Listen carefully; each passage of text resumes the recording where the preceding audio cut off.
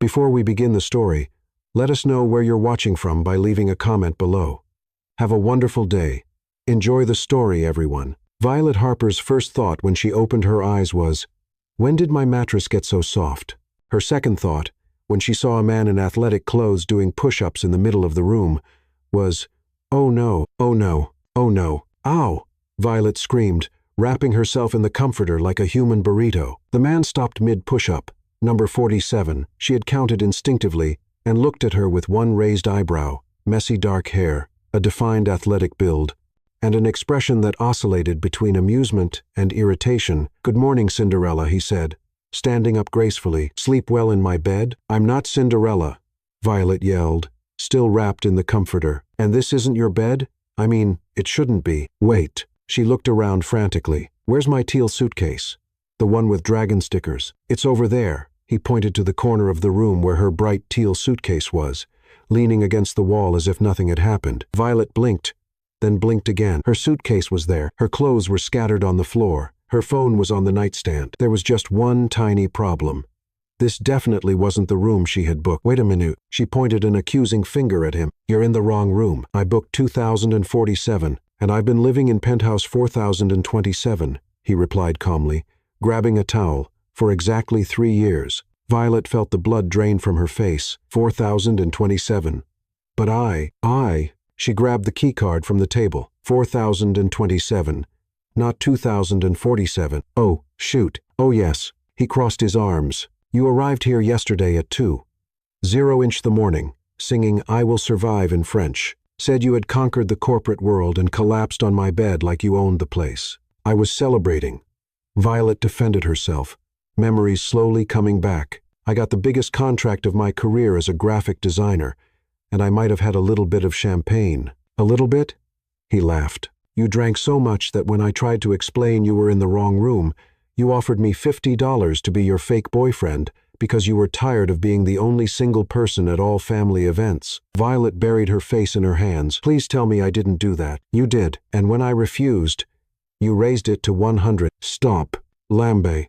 I said stop, and when it reached 500, you fell asleep mid-sentence. Violet wanted the earth to open up and swallow her. "I'm a horrible person. I invaded your home, offered bribes, and drooled on your pillow." "Actually, you didn't drool, but you snored a lot." "I don't snore." "You do, like a possessed teddy bear." Violet glared at him. "You're cruel, and you're a trespasser." He smiled, and she noticed he had a dimple on his chin, an annoyingly charming dimple, but an entertaining trespasser, right? "Sorry for the invasion. I'll grab my things." His phone rang, interrupting her strategic escape. He looked at the screen, and his expression changed completely. "Darn." He answered, "Hi, Mom. No, I didn't see the, what do you mean on page 6? Pause. Mom. Wait, but she had already hung up. "Problem?" Violet asked, curious despite herself. He was frantically typing on his phone. "You won't believe this." He showed her the screen. It was a blurry photo of 2 people entering the building's elevator. The headline read, "Elliot Caldwell, Tech Fortune.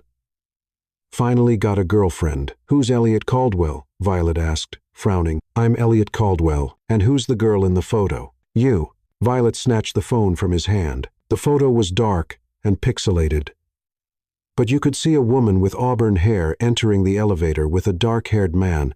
But that was last night when I got here, and apparently someone photographed us." Elliot ran his hand through his hair. "My mom is already planning the wedding." "Your mom plans fast." "You don't know my mom?" The phone rang again. This time he didn't even look at the name. "Hello, Mom." "No, I'm not hiding a girlfriend." "Yes, I know you want grandchildren." He looked at Violet with a desperate expression. "Because she's traveling." Violet could hear his mother's voice through the phone, speaking rapidly in excited English mixed with what sounded like Italian. "Mom, please, just give me 5 minutes to." The phone went silent. She hung up.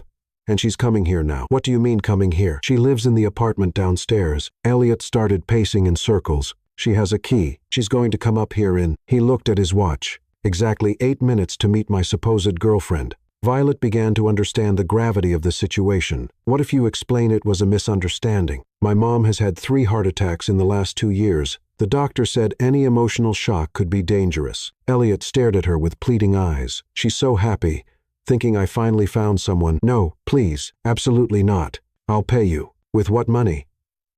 You haven't even told me what you do for a living. I invented an app that everyone uses. You know that one that translates restaurant menus in real time using your phone's camera? Violet's eyes widened. Dish to Code? You created Dish to Code? Among other things. Yes, I use that app religiously. It saved my life in Tokyo. Then you owe me one. Violet bit her lip. On one hand, it was completely insane. On the other, she really did owe one to the creator of Dish to Code. How long? Just until she leaves. An hour.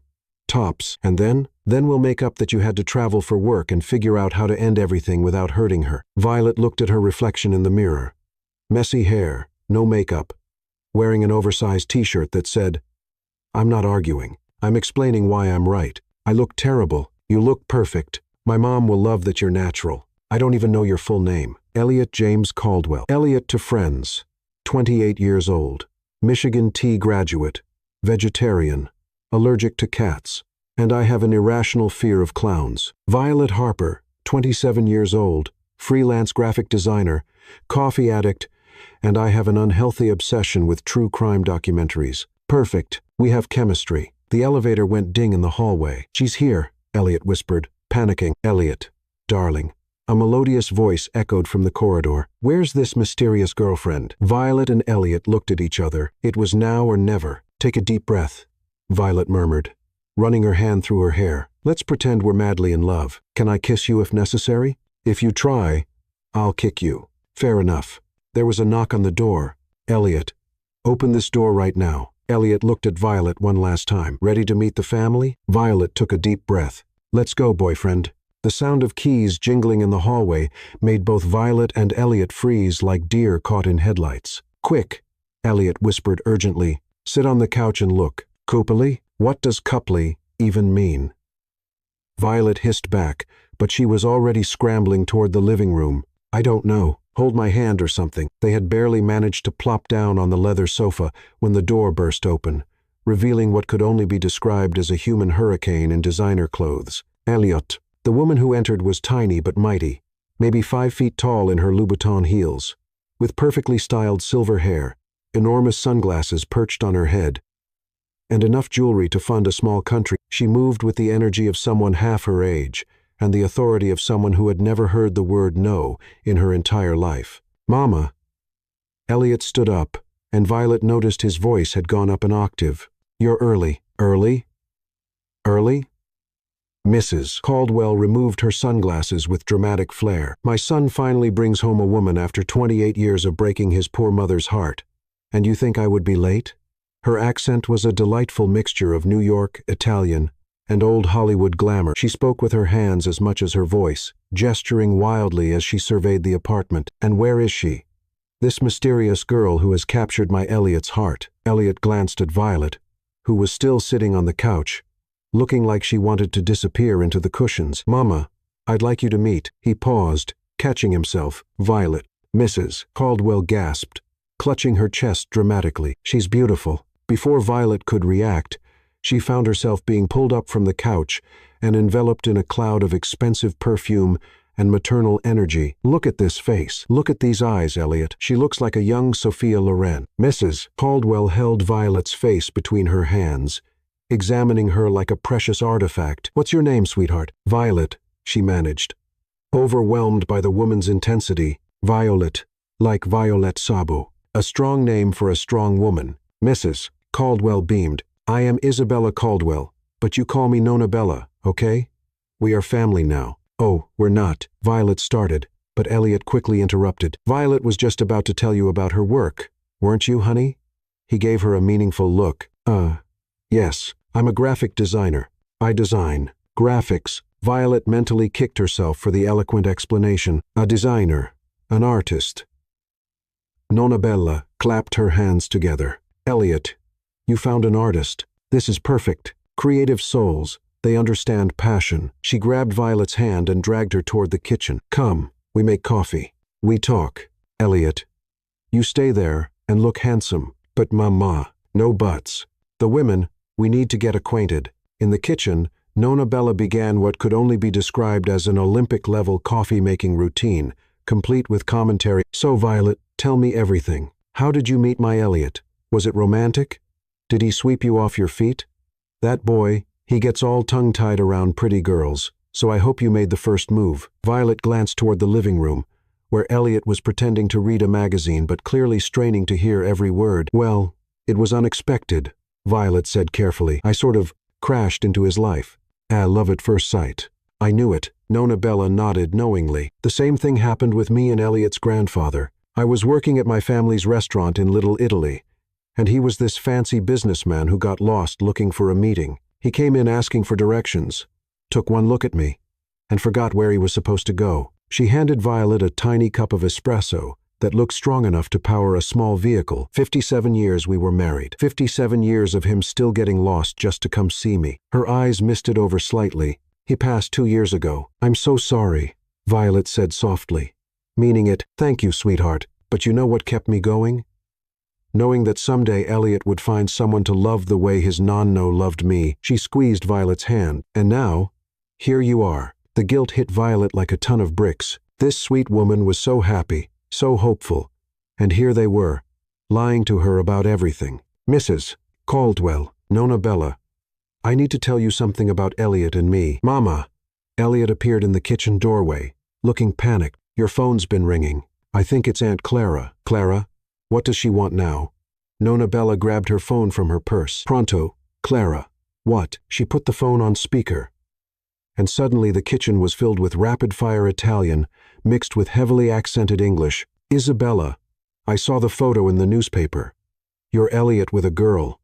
When is the wedding? Have you met her? Is she Italian? Does she cook? Clara, slow down. Yes. I'm meeting her right now. She's beautiful. She's an artist. And, she paused, put her on the phone. I want to talk to her. Before Violet could protest, the phone was thrust into her hands. Hello, she said weakly. Elliot's girlfriend. A voice boomed. I am Clara, Isabella's sister. Tell me everything. Are you pregnant? When's the wedding? Do you want a big ceremony or small? I know a guy who knows a guy who can get you flowers wholesale. It's still early, Violet stammered. Early? Early? At your age, there's no time for early. You need to lock this down. Elliot is a good boy. But men, they get scared. You need to. Nona Bella grabbed the phone back. Clara, basta.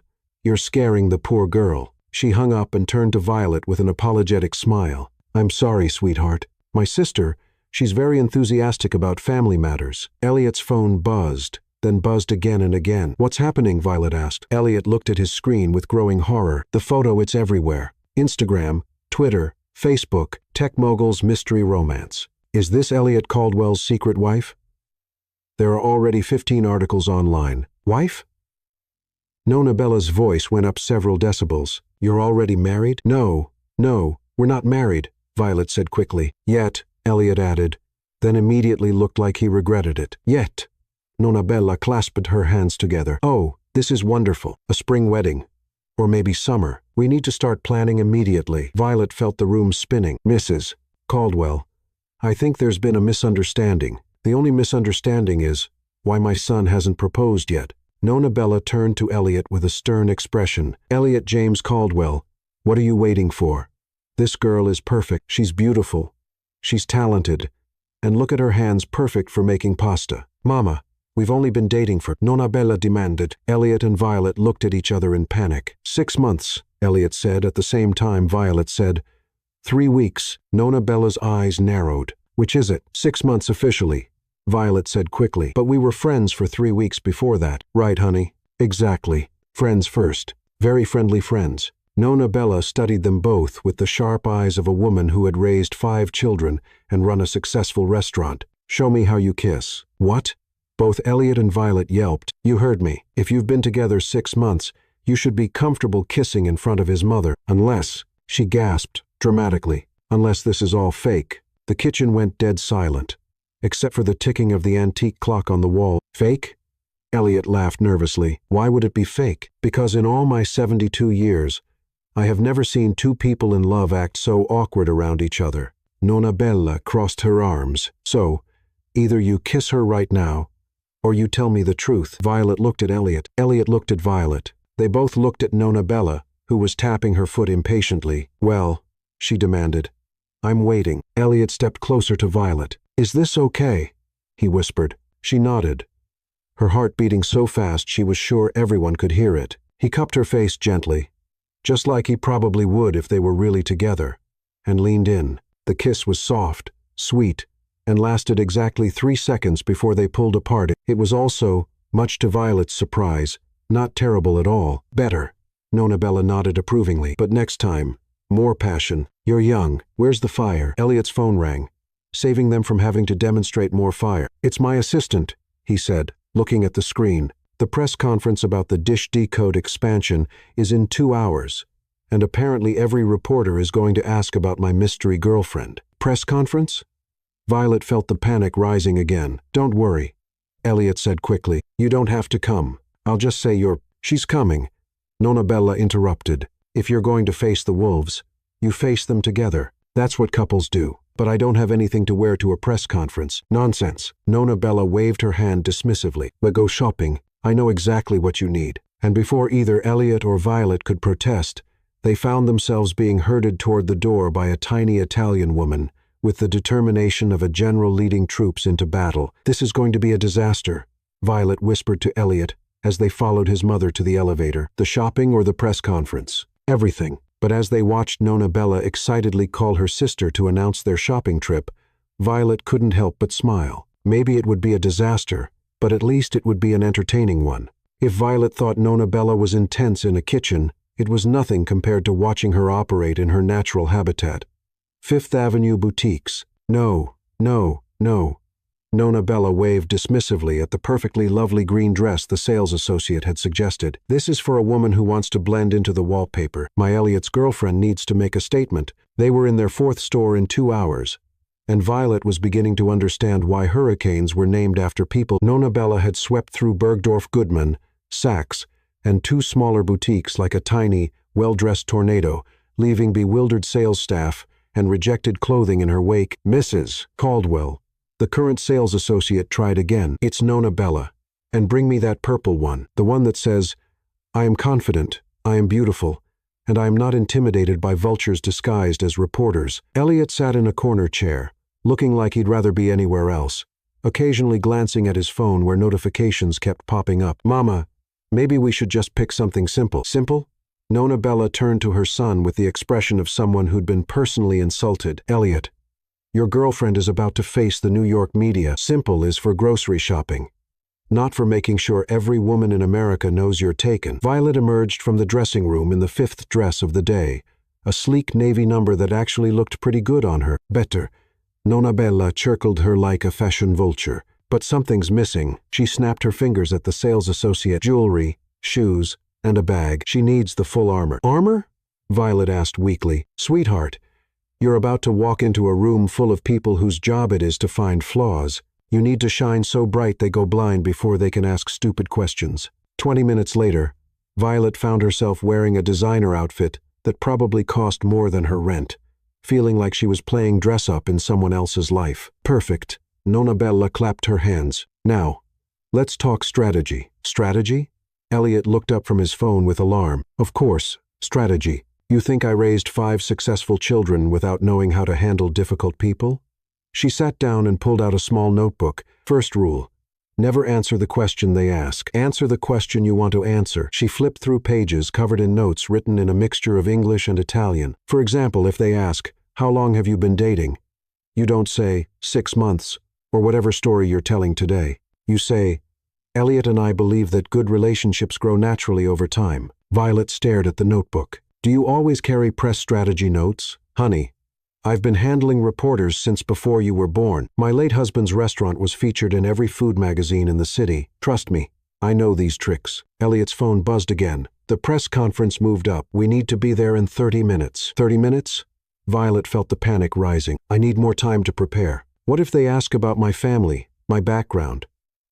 What if someone recognizes me from last night's party and knows I was single? Breathe, Nona Bella commanded, grabbing Violet's hands. Look at me. In my family, we have a saying, La familia. Family is everything. Today, you are family. We protect each other. She opened her purse and pulled out a small silver charm bracelet. This belonged to my mother and her mother before that. Every woman who wears it has the strength of all the women who came before. She fastened it around Violet's wrist, Today, you carry that strength. Violet looked down at the delicate bracelet, feeling the weight of history and unexpected responsibility. I can't take this. What if I lose it? What if you stop worrying about what if and start thinking about what now? Nona Bella smiled. Besides, it's not a gift. It's a loan. You give it back when you marry my son for real. Mama, Elliot protested. What?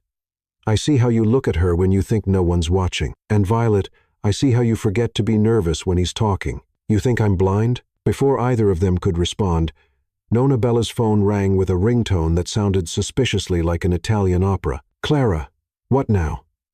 What? You're where? She listened for a moment, her expression shifting from annoyed to horrified. We'll be right there. She hung up and turned to them with a grim expression. Change of plans. The press conference isn't happening at your office. What do you mean? Elliot asked. Someone leaked the location of the original press conference. There are 200 reporters camped outside your building, plus about 50 protesters. Protesters?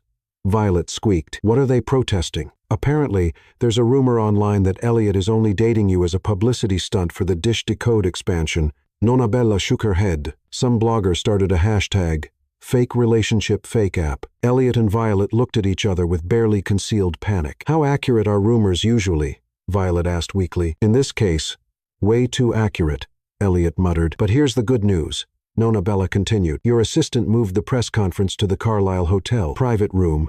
Controlled access. Much more civilized. And the bad news? Clara is already there, along with Aunt Sophia, Uncle Marco, and about 15 other family members who decided this was too exciting to miss. Elliot put his head in his hands. My entire family is going to watch us lie to the press. Not lie, Nona Bella corrected. Perform. There's a difference. As they climbed into the taxi, Violet found herself sitting between Elliot and his mother, feeling like she was being swept along by forces completely beyond her control. Quick, Nona Bella said, pulling out her notebook again. Final coaching session. Elliot, put your arm around her. Violet, lean into him like you've done it 1,000 times. Awkwardly, they arranged themselves according to her instructions. Better. Now, Violet, tell me 3 things you genuinely like about Elliot. Right now, the press will ask how you know he's the one. You need real answers, not fake ones. Violet looked at Elliot, who was studiously avoiding eye contact. Well, he's considerate. When I was drunk and confused last night, he didn't take advantage or just throw me out. He made sure I was safe. Elliot glanced at her with surprise. And he's passionate about his work. The Dish Decode app genuinely helps people, and you can tell he cares about making a difference, not just making money. And, Nona Bella prompted. Violet hesitated, then said quietly, and he loves his family. Even when his mother is driving him crazy, you can tell he'd do anything for her. The taxi went quiet, except for the sound of New York traffic. See, Nona Bella said softly, not so hard to find real things, is it? Elliot cleared his throat. My turn. 3 things about Violet. He paused. She's brave, he said, cutting off his mother's protest. She could have run away this morning, but she stayed to help someone she'd just met. And she's honest. Even in this crazy situation, she keeps trying to tell the truth. He looked at Violet directly for the first time all day, and she makes everything more interesting. The taxi pulled up to the Carlisle Hotel, where they could see a small crowd of reporters and camera crews waiting outside. Showtime, Nona Bella announced, checking her lipstick in a compact mirror. Remember, shoulders back, smile genuine. And if anyone asks a question you don't like, just look confused and let Elliot handle it. As they climbed out of the taxi, Violet felt the weight of the borrowed bracelet on her wrist and the warmth of Elliot's hand as he helped her out. You ready for this?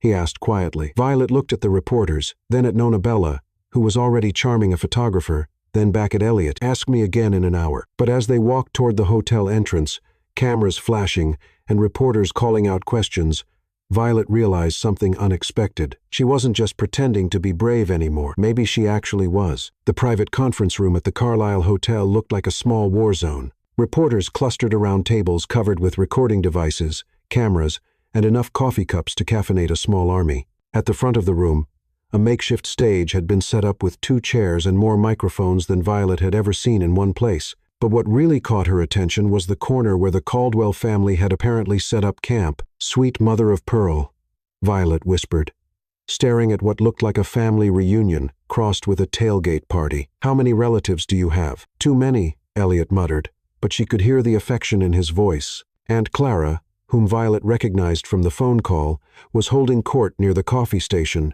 gesticulating wildly while explaining something to a bemused reporter. Uncle Marco was setting up what appeared to be a professional-grade video camera. Various cousins, siblings, and family friends were scattered throughout the corner, some taking selfies, others engaged in animated conversations in rapid-fire Italian. Elliot, a woman who looked like a younger version of Nonna Bella, rushed over. "I'm your cousin Leela.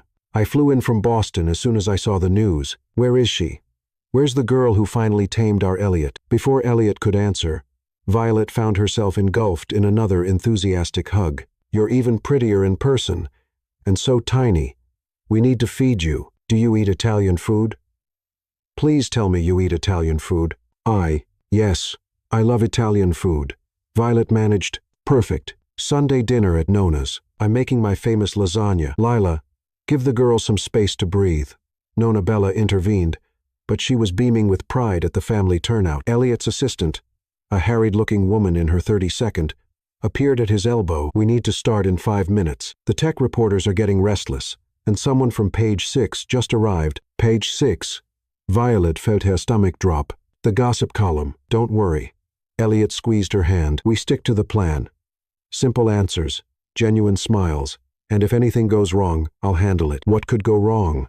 Violet asked, then immediately regretted the question, as about 15 different disaster scenarios flashed through her mind. "Nothing's going wrong," Nonna Bella announced firmly, appearing beside them with a small makeup compact. "But first, Violet, you need a touch-up. The lights will wash you out." As Nonna Bella expertly applied lipstick and powder, Violet caught a glimpse of herself in the compact mirror. The woman looking back at her was polished, confident, wearing clothes that cost more than she usually spent in 6 months. She looked like someone who belonged at press conferences. She looked like someone who could actually be Elliot Caldwell's girlfriend. "There," Nonna Bella snapped the compact shut. "Perfect. Now, remember what I taught you. Shoulders back, genuine smile, and if you get nervous, just look at Elliot like he's the most fascinating man in the world." "What if I can't pull that off?" Nonna Bella raised an eyebrow. "Sweetheart, you've been looking at him like that since yesterday. I don't think you'll have to try very hard." Before Violet could process that comment, Elliot's assistant was ushering them toward the front of the room. "Ladies and gentlemen," the assistant announced, "Elliot Caldwell, CEO of Caldwell Tech Industries, and his girlfriend, Violet Harper." The room erupted in a flurry of camera flashes and shouted questions as they made their way to the 2 chairs. Violet could hear fragments over the noise. "How long have you been together? Is this a publicity stunt? What about the rumors of a secret engagement? Are you pregnant?" Elliot held up his hand for quiet, and gradually the room settled down. "Thank you all for coming. As you know, we're here today to discuss the exciting expansion of Dish Decode into 15 new countries, which will help millions of travelers navigate foreign menus with confidence." A reporter from the front row immediately raised her hand. "Mr. Caldwell, while Dish Decode is certainly newsworthy, I think everyone here is more interested in your personal life. Can you tell us about your relationship with Miss Harper?" Elliot glanced at Violet, and she nodded slightly. "Violet and I met several months ago, and we've been seeing each other since then. She's an incredibly talented graphic designer, and I'm lucky she puts up with my hectic schedule." "Miss Harper," another reporter called out, "what attracted you to Mr. Caldwell? Was it his wealth? His status?" Violet felt her cheeks burn, but she remembered Nonna Bella's coaching. "Don't answer the question they ask. Answer the question you want to answer." "What attracted me to Elliot," she said, surprised by how steady her voice sounded, "was his passion for creating things that genuinely help people. When he talks about Dish Decode, his face lights up because he knows it's making travel easier for millions of people. That kind of genuine enthusiasm is pretty irresistible." She glanced at Elliot and found him looking at her with surprise and something that might have been admiration. "Follow-up question." The same reporter pressed, "There are rumors online that this relationship is fake, designed to generate positive publicity for the Dish Decode expansion. How do you respond to those accusations?" The room went dead silent. Violet could feel the weight of every camera, every recording device, every pair of eyes focused on them. In the corner, she could see the Caldwell family leaning forward anxiously. Elliot reached over and took her hand, his thumb brushing over the antique bracelet on her wrist. "I understand why people might be skeptical," he said calmly. "In my position, People often question the motives behind personal relationships, but anyone who knows me knows I'm terrible at faking emotions. If this were a publicity stunt, I would have hired a professional actress, not fallen for someone who argues with me about the proper way to load a dishwasher." A few reporters chuckled, and Violet felt some of the tension in the room ease. "It's true," she added, surprised to find herself playing along naturally. "He loads silverware handle down. It's barbaric. Handle up doesn't get them clean. Handle down is how you stab yourself reaching into the dishwasher." More laughter rippled through the room, and Violet realized that this felt natural, like they actually were a couple having a familiar argument. "So, you live together?" asked a reporter from TechCrunch. Elliot and Violet looked at each other. They hadn't prepared for this question. We're taking things day by day," Violet said carefully. "But you have been staying at Mr. Caldwell's penthouse, correct?" The reporter held up a tablet showing security camera footage of them entering the building the night before. Violet felt trapped. How could she explain that she'd accidentally invaded his apartment without making the whole relationship sound fake? "Violet was supposed to stay at a hotel last night," Elliot said smoothly. "But there was a mix-up with her reservation, so she stayed with me instead. Sometimes the best things happen when your plans go wrong." He squeezed her hand, and she felt that electric jolt again. "Speaking of plans," called out the Page 6 reporter, "any wedding plans we should know about?" The Caldwell family corner exploded into excited murmurs. "We're not rushing into anything," Elliot said quickly. But Violet could see Nona Bella frantically gesturing from the audience. "But you're not ruling it out?" the reporter pressed. Violet looked at Elliot, then at Nona Bella's hopeful face, then at the room full of expectant reporters. "When you find someone who makes you want to be better than you are," she heard herself saying, "you don't rule anything out." The room went quiet for a moment, and then the Caldwell family corner erupted in applause and cheers. "Beautiful answer," Uncle Marco called out, still filming everything. "Now that's a more," Aunt Clara added, blowing them kisses. The next 20 minutes passed in a blur of questions about Dish Decode, about their relationship, about their plans. Somehow, they managed to field everything with what Violet hoped looked like natural chemistry. "Last question," the assistant announced. A young reporter from a tech blog raised her hand.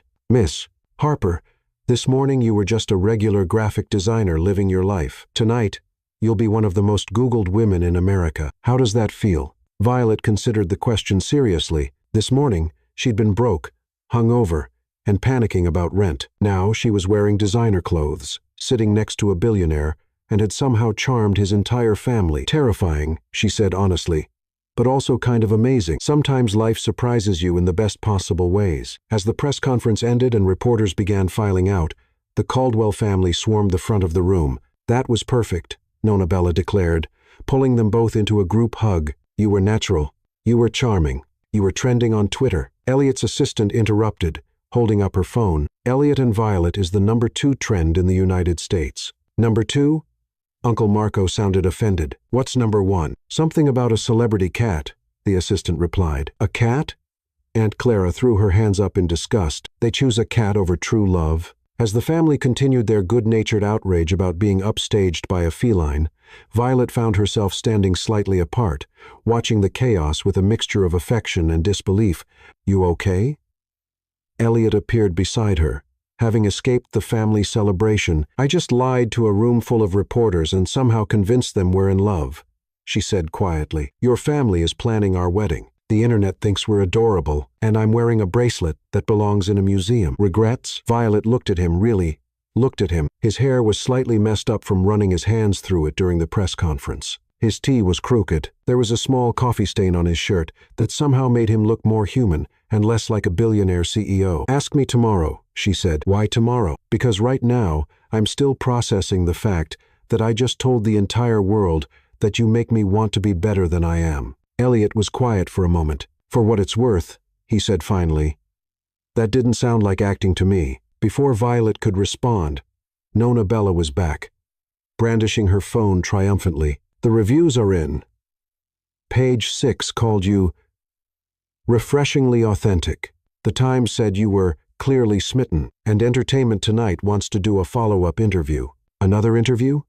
Violet felt the panic rising again. "Not today," Elliot said quickly. "Today, we celebrate surviving our first press conference. With lunch, Uncle Marco announced, I made reservations at Lucia's. The whole family we celebrate. As they were swept along by the enthusiastic Caldwell clan toward the hotel exit, Violet caught a glimpse of herself in the lobby mirrors. She still looked like someone who belonged in this world. The question was, how long before someone figured out she was just visiting? But as Elliot offered her his arm, and Nona Bella linked arms with her other side, chattering excitedly about lunch plans and family stories she needed to hear, Violet realized she wasn't in any hurry to find out. Maybe fake could feel real, at least for a little while longer. Lucia's Italian restaurant had been a Caldwell family institution for 3 generations, which explained why they were able to accommodate a party of 18 people with exactly 47 minutes' notice. What it didn't explain was how Uncle Marco had managed to convince the restaurant owner to let him set up professional lighting equipment in the corner booth for the family documentary. He explained to a bewildered waiter, while adjusting what appeared to be a Hollywood-grade camera setup, "Someday, when Elliot and Violet are famous, everyone will want to see where their love story really began." "Uncle Marco," Elliot protested, "this isn't where our love story began. We met. Details." Marco waved dismissively. "The truth is less important than the narrative. Trust me. I've been documenting family events for 40 years. I know what makes good television." Violet found herself seated between Elliot and cousin Lila, directly across from Nona Bella, who had somehow produced a leather-bound photo album from the depths of her oversized purse. "Before we eat," Nona Bella announced, spreading the album open, "Violet needs to see Elliot as a bambino. Look at this face." The photo showed a gap-toothed 6-year-old Elliot, covered head to toe in what appeared to be chocolate cake, grinning at the camera with such pure joy that Violet couldn't help but smile. "That was his 6th birthday," Lila explained. "He insisted on eating the entire cake by himself because he said sharing would compromise the integrity of the chocolate distribution. Even then, he was thinking like an engineer," added Aunt Clara, who had somehow materialized beside them with a plate of antipasto. "Always analyzing, always optimizing, never just enjoying." "I enjoyed plenty," Elliot protested, but his ears were turning red. "Oh, really?" Nona Bella flipped to another page, then explained this. The next photo showed 8-year-old Elliot at what was clearly a birthday party, sitting alone at a table with a notebook, completely ignoring the other children who were playing games in the background. He was designing an improved party system, Lila translated for Violet, complete with efficiency charts and optimal cake-to-ice cream ratios. "It was a very chaotic party," Elliot said defensively. "Someone needed to bring order to the chaos." Violet studied the photo more carefully. Even as a child, Elliot had that same focused expression he got when he talked about his apps, that same intense concentration. But there was something else, too, a loneliness that made her chest tighten unexpectedly. "He was always the serious one," Nona Bella said more gently, noticing Violet's expression. "Even when he was little, he wanted to fix everything, make everything better. Sometimes, I worried he forgot to just be a kid, which is why," Aunt Clara announced, "setting down enough food for a small army. We're so happy he found you." Finally, someone who makes him smile without a spreadsheet. The waiter appeared with what seemed like the entire menu spread across multiple trays. Violet counted at least 12 different dishes before giving up. "We didn't order all this," she whispered to Elliot. "You don't order at Lucia's when you're with the Caldwell family," he whispered back. "You surrender to the experience and hope your stomach can handle it." "Mangia, mangia," Uncle Marco called from behind his camera. "Eat. This is beautiful. The American girl discovering authentic Italian cuisine. This will be perfect for the montage." "What montage?" Violet asked. But she was distracted by cousin Lila piling her plate with what looked like the most incredible lasagna she'd ever seen. "The montage in the documentary," Lila explained matter-of-factly. "Uncle Marco is already planning the whole thing." Act 1. Elliot's lonely bachelor years. Act 2. You appear and change everything. Act 3. The wedding. "There's no wedding," Violet and Elliot said simultaneously, then looked at each other with alarm. The entire table went silent. "Yet," Nona Bella added firmly, "there's no wedding yet." "Nona?" Elliot began carefully. "Violet and I are still getting to know each other. We're not rushing into—" "Rushing." Aunt Clara laughed so hard she nearly choked on her wine. "Elliot, you're 28 years old. Your grandfather proposed to your Nona after knowing her for 6 weeks. 6 weeks? Uncle Marco confirmed from behind his camera, and look how that turned out. 57 years of happiness. Different times," Elliot said weakly. "Love is love," Nona Bella declared. "Time is just a number. Violet took a large bite of lasagna to avoid having to respond, but apparently, the Caldwell family considered eating an invitation for more personal questions. "So, Violet," said a cousin whose name she'd already forgotten, "tell us about your family. Are they excited about Elliot?" Violet nearly choked on her food. Her family? She hadn't even thought about her family. "Well," she said carefully, "it's complicated. My parents are divorced. My mom lives in Seattle. And my dad, we don't really talk much." "Seattle?" Lila clapped her hands. "How wonderful.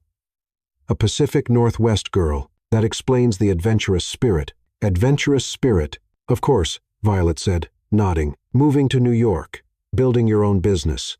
Falling in love with our Elliot despite his terrible habit of organizing everything alphabetically." "I don't organize everything alphabetically," Elliot protested. "Your spice rack says otherwise." Aunt Clara pointed out. "That's just practical. Your sock drawer? Efficiency. Your music collection? There's a system." Violet found herself laughing despite the stress of the situation. Watching Elliot get ganged up on by his family was somehow both endearing and hilarious. "See?" Nona Bella pointed at Violet's laughing face. "This is what I mean. She thinks he's ridiculous, but she loves him anyway. That's how you know it's real." The word love hung in the air like a bomb waiting to explode. "We haven't," Violet started, then stopped, unsure how to finish that sentence without destroying everything. "Haven't what?" Lila asked innocently. "Haven't talked about—" Violet looked desperately at Elliot for help. "Haven't talked about moving in together." Elliot finished smoothly. "We're taking things slowly." "Slowly?" Uncle Marco lowered his camera with an expression of disgust. "You know what slowly gets you? Nothing. You think Romeo took things slowly with Juliet. Romeo and Juliet died." Elliot pointed out. "Details." Marco waved dismissively. "The point is passion. Fire." "How did you know?" asked a teenage cousin Violet hadn't met yet. "When you first saw each other, was it like in the movies? Did time stop?" Violet and Elliot looked at each other across the table. She remembered the moment she'd opened her eyes and seen him doing push-ups. The confusion, the panic, the weird little flutter when he'd smiled at her with that annoyingly charming dimple. "It was," she said slowly, "definitely not what I expected my morning to look like." "She thought I was an intruder," Elliot added, his eyes crinkling with amusement. "She wrapped herself in my comforter like a burrito and screamed at me." "Very romantic," Lila said sarcastically. "Actually, it kind of was," Violet admitted, surprising herself. Not the screaming part, but he was doing push-ups at 7 in the morning, which should have been annoying, but instead, I found myself counting along, and when he could have been angry about a stranger in his bed, he was just kind. The table had gone quiet again, but this time it felt different. Less interrogation, more genuine interest. "And then what happened?" the teenage cousin prompted. "Then," Elliot said, looking directly at Violet, "she offered to pay me to be her fake boyfriend, fell asleep mid-sentence, and I spent the rest of the night wondering what the heck I'd gotten myself into." "But you didn't wake her up," Nona Bella observed. "You didn't call security. You let her sleep. She was—" Elliot paused, seeming to choose his words carefully. "She looked peaceful, and she was mumbling things in her sleep about architectural projects and whether she'd remembered to pay her electric bill. She seemed like she had enough chaos in her life without me adding to it." Violet felt something warm and unexpected bloom in her chest. She'd forgotten about the sleep mumbling thing. Plus, Elliot added with a grin, she was wearing a t-shirt that said, "I'm not arguing. I'm explaining why I'm right." How could I not be curious about someone who sleeps in argumentative clothing? "It's a good shirt," Violet protested, laughing. "It's a perfect shirt for someone who was about to turn my entire life upside down." The warmth in her chest grew stronger, and Violet realized with a start that she was having fun, real, genuine fun, not the nervous performance she'd been expecting. "So, when did you know?" Aunt Clara pressed. "When did friendship become something more?" Another dangerous question. Violet and Elliot looked at each other again, and she could see the same realization in his eyes. They were venturing into territory where the script ended and real feelings began. "I think," Violet said carefully, "it's still becoming something more. Every day, I discover something new about him that surprises me." "Like what?" Lila leaned forward eagerly. "Like the fact that he genuinely listens when people talk, not just waiting for his turn to speak, but actually hearing what they're saying. And he remembers details, not just the big stuff, but little things, like how I take my coffee or that I have this weird phobia about butterflies." "You're afraid of butterflies?" Elliot looked at her with surprise. "Terrified," Violet admitted, They're so unpredictable, all that fluttering around with no apparent purpose. That's the most ridiculous phobia I've ever heard, he said. But his tone was fond rather than mocking. Says the man who's afraid of clowns. Clowns are objectively terrifying. Butterflies are just fluttery. Exactly, dangerously fluttery. The entire table was laughing now, and Uncle Marco was frantically adjusting his camera to capture it all. This is beautiful, he announced. The playful banter, the genuine affection. You can't fake this kind of chemistry. If only he knew, Violet thought. But the weird thing was, it didn't feel fake anymore. The laughter, the easy back and forth, the way Elliot's eyes lit up when he looked at her, none of that felt like performance. All right, Nona Bella said, closing the photo album with a satisfied snap. I've seen enough. Enough what? Elliot asked warily. Enough to know that my instincts were right. She reached across the table and patted both their hands. You two are going to be very happy together. Nona, no arguments. I'm 72 years old. I've been married. I've raised 5 children, and I've seen enough couples to know the difference between infatuation and the real thing. She fixed them both with a stern look. You argue like people who care about each other's opinions. You laugh like people who genuinely enjoy each other's company. And you look at each other like you're still discovering new things to appreciate. Violet felt her cheeks heating up. Was it that obvious? Plus, Nona Bella added with a sly smile, you've been holding hands under the table for the past 20 minutes, and I don't think either of you has noticed. Violet looked down in shock. Sure enough, sometime during the meal, her hand had found Elliot's under the table, their fingers intertwined as naturally as breathing. When had that happened? She started to pull her hand away, but Elliot's fingers tightened around hers. Don't, he said quietly. It feels right. The table erupted in cheers and applause. That's what I'm talking about, Uncle Marco shouted from behind his camera. Real emotion, genuine connection. This is going to be the best family documentary ever. Marco, put down the camera and eat your food, Aunt Clara scolded. But she was beaming. As the family conversation moved on to other topics, Uncle Marco's documentary ambitions, Lila's job in Boston, Nona Bella's plans for redecorating her apartment, Violet found herself relaxing into the chaos. This felt like family. Loud, overwhelming, slightly intrusive family, but family nonetheless. The kind of family that showed up when you needed them, that celebrated your successes and defended you against critics. The kind of family she'd always wanted but never quite had. You okay? Elliot asked quietly, leaning closer so only she could hear. Just thinking about how nice this is, she admitted. Your family is a lot. But in the best possible way. They like you, he observed. I mean, really like you. Nona Bella doesn't break out the family photos for just anyone. They like the idea of me, Violet corrected. They like that you're finally dating someone. No, Elliot shook his head. Trust me, they've met other women I've dated. They were polite, but never invested. This is different. Violet studied his face, looking for signs that he was just being kind. But his expression was serious. Different how? Different like Uncle Marco has never filmed anyone else eating lasagna. Different like Nona Bella gave you her mother's bracelet. Different like they're already planning Sunday dinners and holiday visits. The weight of that settled over her like a warm blanket and a heavy responsibility all at once. Elliot, she said carefully, what happens when we have to tell them the truth? He was quiet for a long moment, absently rubbing his thumb over her knuckles. I don't know, he admitted finally. A week ago, I thought I had my whole life figured out. Work goals, 5-year plans, and then you crashed into my apartment literally, and everything got complicated. Complicated how? Complicated like I'm starting to think maybe my 5-year plans were missing something important. Before Violet could ask what he meant, Nona Bella was standing up, tapping her wineglass with a fork. Attention, familia, she announced. I have an announcement. The table quieted down, all eyes turning to the family matriarch. As you all know, next weekend is the annual Caldwell family reunion at the lake house in the Hamptons. Violet felt Elliot tensipisid here. Nona, he said carefully, I'm not sure Violet is ready for. Nonsense. She's family now. Nona Bella beamed at Violet. You'll be staying in the family cabin with Elliot. 3 days of swimming, cooking, family games, and getting to meet everyone who couldn't make it to lunch today. Everyone? Violet asked weakly. The whole family, all 47 of us. 47 relatives. 3 days sharing a cabin with Elliot. Violet looked at Elliot, who looked back at her with an expression that clearly said, I'm sorry, but we're in too deep to back out now. That sounds, she began, then stopped. What did it sound like?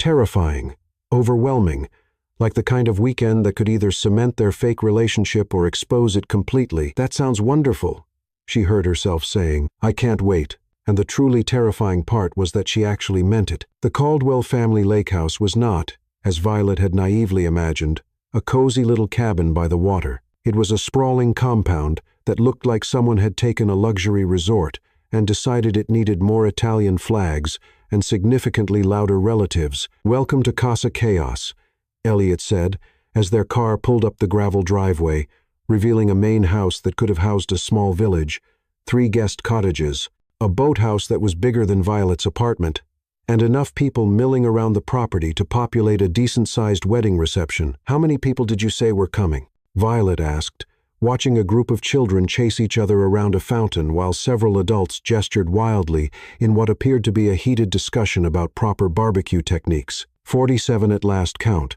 but that was before Cousin Luca decided to bring his new girlfriend and her twin sister. Elliot grabbed their bags from the trunk with the resigned expression of someone walking toward his own execution. "Oh, and Uncle Marco apparently invited his entire documentary film crew. His what now? 3 guys with professional cameras who are going to follow us around all weekend, capturing the authentic romance for his family documentary project." As if summoned by their conversation, Uncle Marco appeared beside their car with a camera operator in tow. "Elliot, Violet, perfect timing. We're getting beautiful golden hour lighting. Walk toward the house again, but this time, hold hands and look deeply into each other's eyes." "Uncle Marco," Elliot protested, "we just got here. Can we at least get inside before—" "Romance waits for no one," Marco declared, directing his camera operator to circle them like a nature documentary filmmaker stalking wildlife. "This is the moment when the young lovers arrive at the family sanctuary. The symbolism, the anticipation. Marco,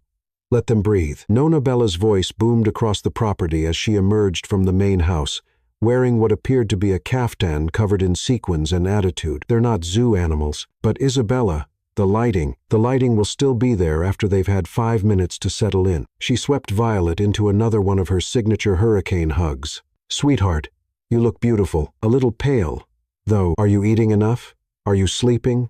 Is Elliot treating you right?" "I'm fine, Nona Bella," Violet managed, though she wasn't entirely sure that was true. She'd spent the entire 2-hour drive from the city trying to figure out how they were going to survive 3 days of intensive family scrutiny, especially with professional cameras documenting their every move. "Good. Now, come. Let me show you to your cabin. We put you in Clara's cottage. It's the most romantic one, right on the water with a beautiful view of the sunset." "Our cabin?" Violet felt a jolt of panic, as in, one cabin for both of us together? Of course together. You're dating. Where else would you stay? Violet looked at Elliot, who had gone slightly green around the edges. "Actually, Nona," he said carefully, "Violet and I haven't been, that is, we usually don't what?"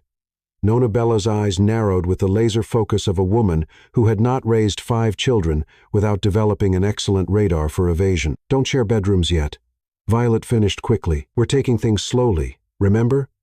Old-fashioned values and all that." "Old-fashioned values," Nona Bella repeated slowly. "Very old-fashioned," Elliot confirmed, probably a little too enthusiastically. "I see." Nona Bella's expression was unreadable. "Well, then I suppose we'll have to get creative with the sleeping arrangements." Before either of them could ask what that meant, they were swept into the main house by a tide of Caldwell relatives, each one apparently more excited than the last to meet Elliot's mysterious girlfriend. The next hour passed in a blur of introductions, cheek kisses, and increasingly personal questions from family members whose names Violet had no hope of remembering. There was Cousin Gia, who worked as a wedding planner, and immediately began discussing venue options for next summer. There was Great Aunt Rosa, who insisted on reading Violet's palm and declared she could see at least 3 bambinos in your future. There was Cousin Nico, who cornered Elliot for 20 minutes, demanding to know his intentions while Uncle Marco filmed the entire conversation for dramatic tension. There was also Cousin Stella,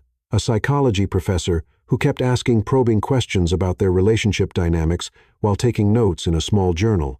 And Cousin Leo, a divorce attorney who seemed particularly interested in their long-term compatibility assessment, and Great Uncle Vinny, who had apparently appointed himself the family's unofficial relationship therapist and wanted to conduct what he called couples counseling sessions by the lake. "This family takes dating very seriously," Violet whispered to Elliot during a brief moment when they'd managed to escape to the kitchen for water. You should see what they do when someone actually gets engaged, he whispered back. Cousin Lila had 17 engagement parties across 3 states.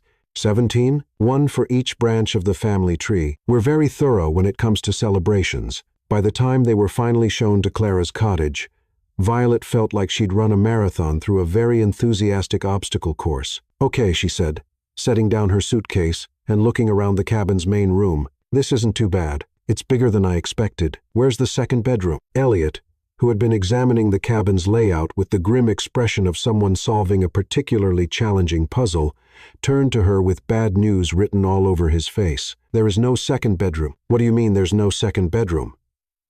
It's a cabin. Cabins have multiple bedrooms. This cabin, Elliot said, pointing toward a set of French doors, has one bedroom with one very large, very romantic king-sized bed covered in rose petals, and one living room, with a couch that's approximately 5 feet long. Violet peeked through the French doors and immediately understood the problem. The bedroom was clearly designed for romance, complete with candles, more rose petals than a Valentine's Day parade, what appeared to be a bottle of champagne chilling in an ice bucket, and a small card propped against the pillows that read, "For true love's first night, welcome to the family.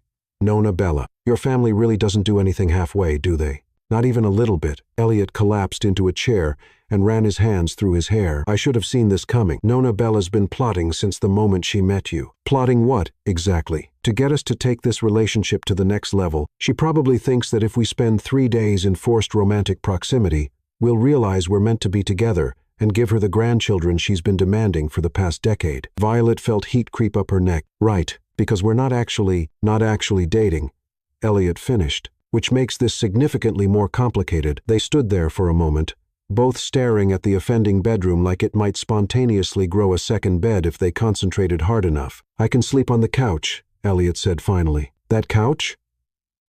You're 6 feet tall. You'll be miserable. I've slept in worse places. College, graduate school, that conference in Tokyo, where they put me in a room the size of a closet. That time in college when my roommate's girlfriend basically moved in, and I spent 2 weeks sleeping in the computer lab. He shrugged. I'm adaptable. Violet looked at the tiny couch, then at Elliot, then back at the couch. The thing barely looked like it could accommodate someone her size, let alone someone of Elliot's height. This is ridiculous. We're adults. We can share a bed without it being weird. Can we? The question hung in the air between them. Loaded with implications neither of them seemed ready to address directly. It's just sleeping, Violet said, though even as she said it, she wasn't entirely convinced. People share beds platonically all the time, do they?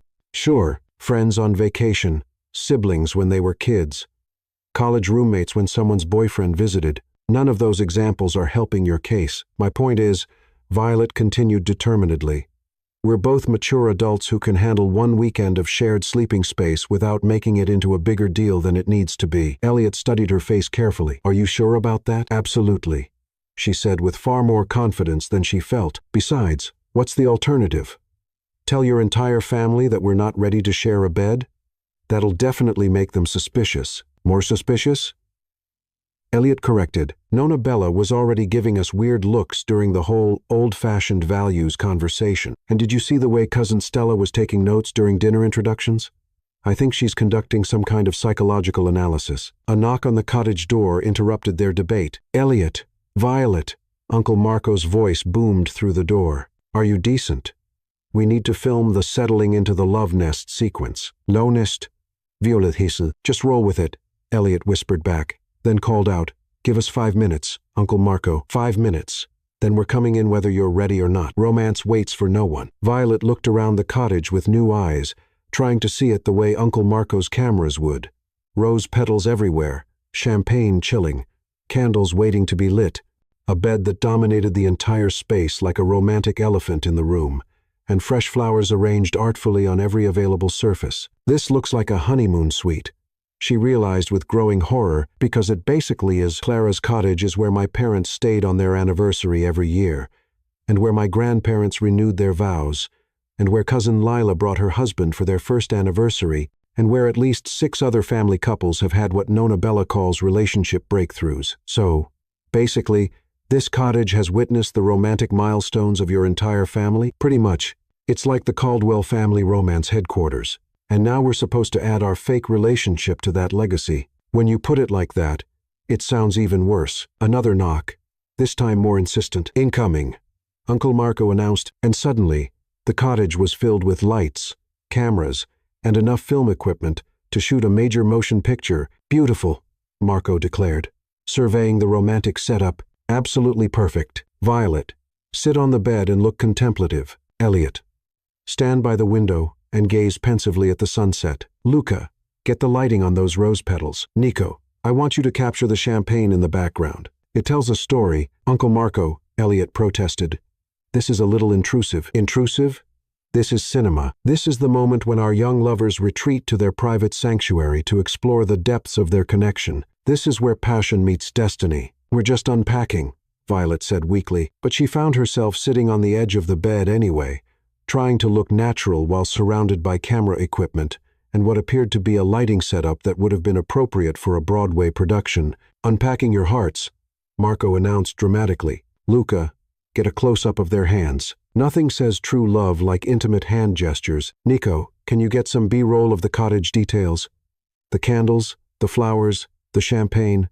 We're telling a visual story here. For the next 20 minutes, Uncle Marco directed them through what he called authentic romantic moments, looking out the window together, sharing champagne even though it was barely 5 o'clock, having what he described as meaningful conversation about your future together, and walking around the cottage while he provided a running commentary on their natural chemistry and obvious connection. Now, Marco said, positioning them near the French doors to the bedroom, I want you to have a conversation about your relationship goals. Really dig deep. What do you want from each other?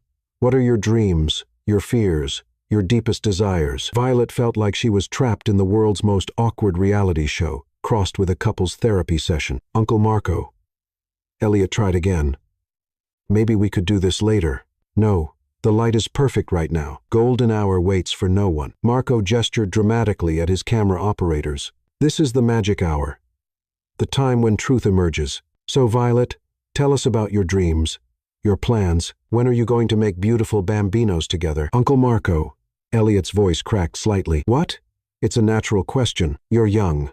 You're in love. You're staying in the romance cabin. The audience will want to know about your family planning, about your wedding plans, about whether you're thinking of moving in together. Violet felt like she was being interrogated by the world's most enthusiastic and inappropriate talk show host. We're still discussing our timeline.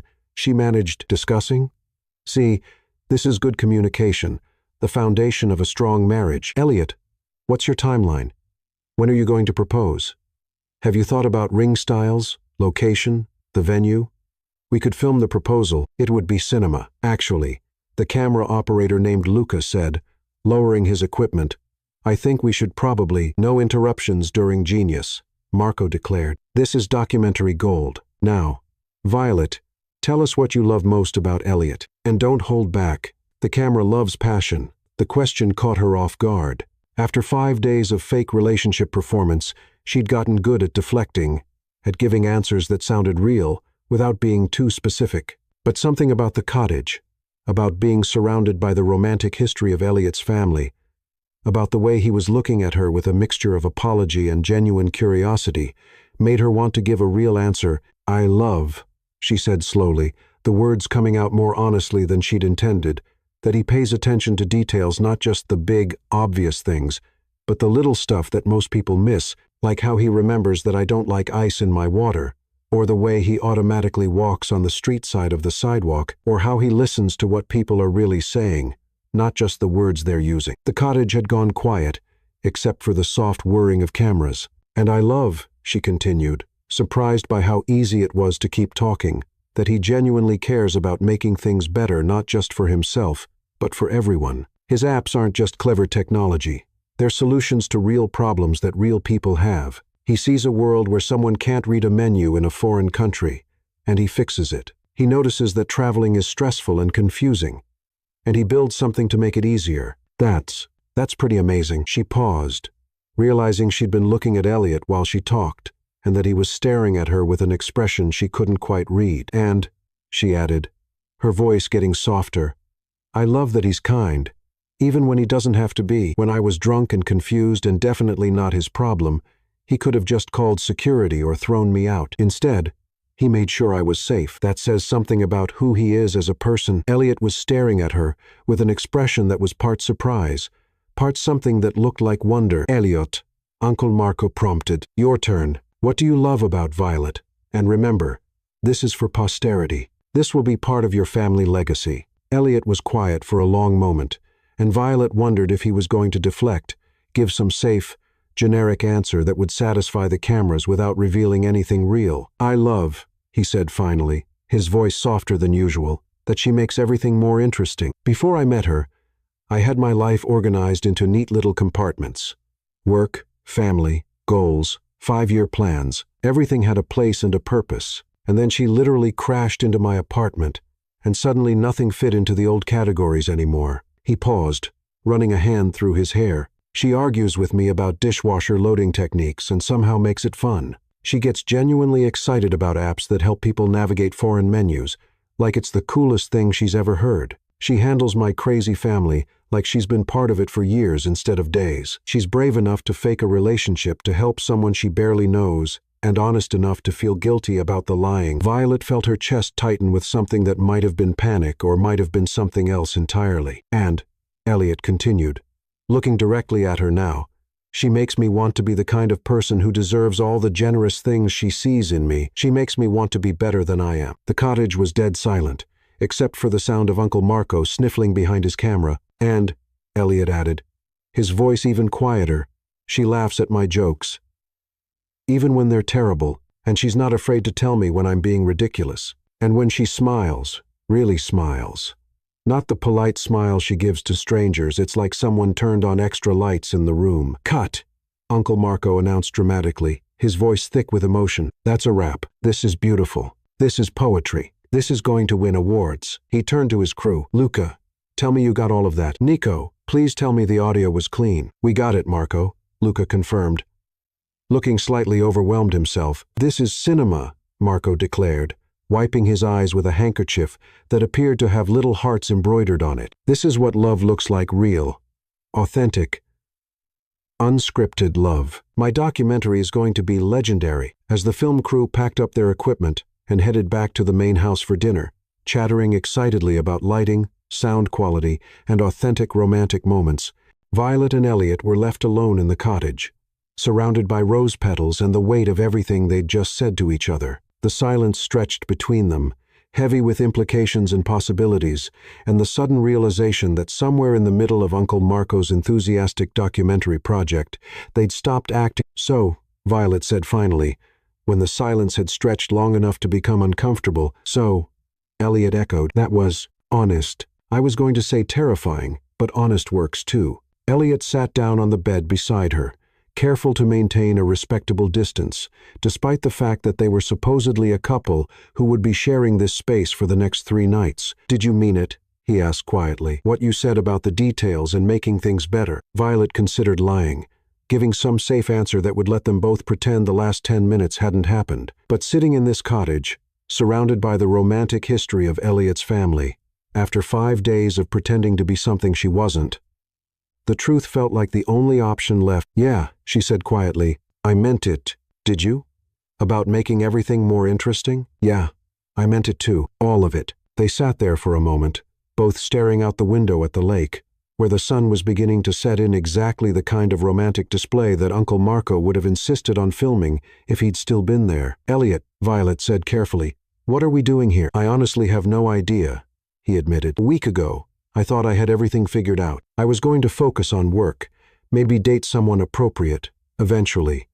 Give Nona Bella some grandchildren before she turned 80. Simple, straightforward, logical. And now I'm sharing a cottage with someone who thinks my spice rack organization is ridiculous, but somehow makes me want to reorganize my entire life. Violet felt that flutter in her chest again, the one that had been showing up more and more frequently over the past few days. Your spice rack organization is ridiculous, she said, trying to lighten the mood before the conversation got too serious for her to handle. It's alphabetical. It's logical. It's obsessive. Who needs to find oregano that quickly? Someone who values efficiency in all aspects of life. Someone who probably color codes their sock drawer. I do not color code my sock drawer, Elliot protested, then paused. I organize it by fabric type and frequency of use. That's worse. It's practical. Cotton socks for everyday wear in the front. Wool socks for winter in the back. Athletic socks in a separate section. You have a system for your socks. It saves time in the morning. It's insane. Normal people just grab whatever socks are clean. That's chaos. What if you grab the wrong weight sock for the weather? What if you end up wearing wool socks with summer shoes? Then you survive the minor inconvenience like the rest of humanity. And somehow, they were laughing again, the tension breaking like a soap bubble popping in sunshine. We should probably go to dinner, Elliot said eventually, though he made no move to get up. If we're late, Nona Bella will send a search party.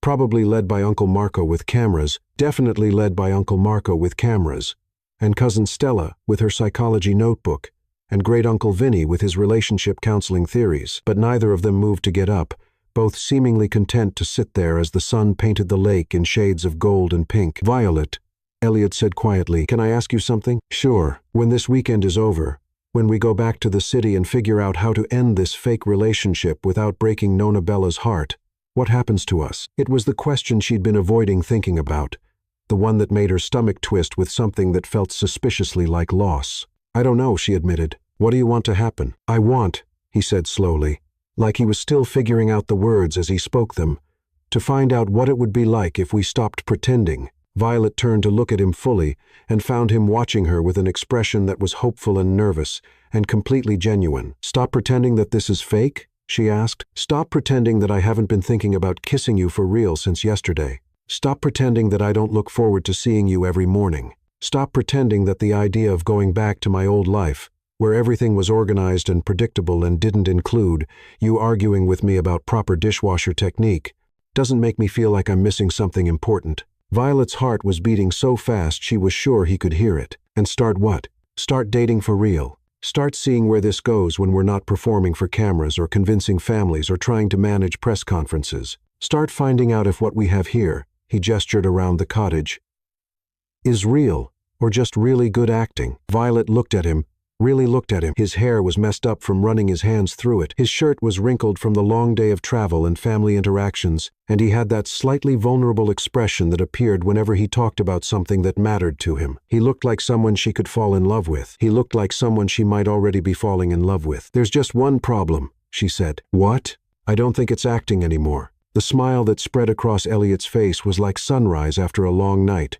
warm and bright and full of possibility. Good, he said, reaching for her hand, because I was getting really tired of pretending I didn't want to do this. And then he kissed her soft and sweet, and nothing like the awkward performance they'd put on for his mother in the kitchen. This kiss tasted like possibility and promise, and the kind of future that couldn't be organized into a 5-year plan. When they finally broke apart, Violet realized that somewhere in the past 5 days, between press conferences and family dinners and Uncle Marco's documentary cameras, she'd stopped pretending too. So, she said, a little breathless, I guess we should probably tell your family that our relationship isn't fake after all. Actually, Elliot said, grinning, I'm pretty sure Nona Bella figured that out before we did. What do you mean? I mean, there was no mix-up with the sleeping arrangements. She put us in the romance cabin on purpose, knowing we'd have to share a bed, knowing Uncle Marco would film us being all honest and vulnerable, knowing that sooner or later we'd stop lying to everyone else and start being honest with ourselves. Violet stared at him. She orchestrated this whole thing. She's been orchestrating this whole thing since the moment she met you. The shopping trip, the press conference, the family lunch.